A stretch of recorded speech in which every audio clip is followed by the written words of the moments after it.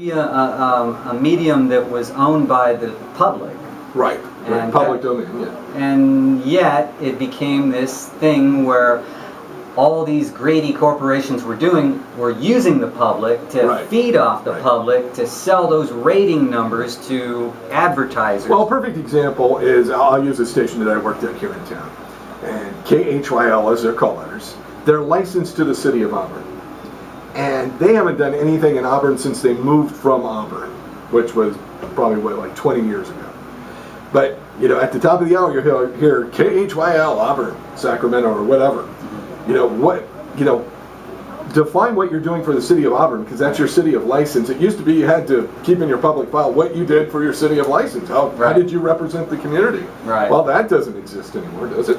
Because they want the prestige of being in a major market like Sacramento. Right. So, you know, it's more focused on Sacramento than it is Auburn.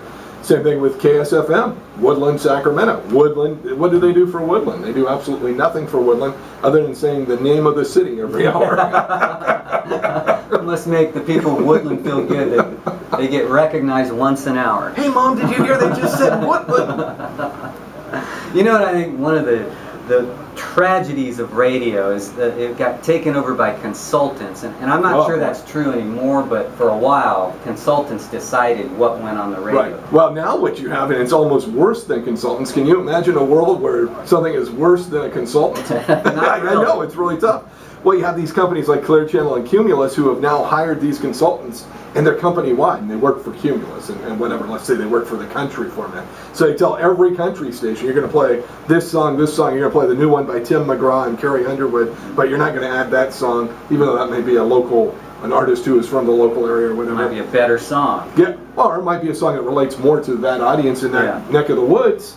And so what you have is basically a very consulted type of radio station throughout their chain.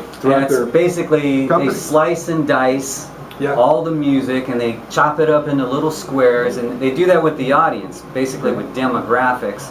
And radio didn't used to be that way, where it was just about demographics. Now it's about specific age groups and marketing toward those age groups, and it presumes that everyone in that age group likes the same kind of music.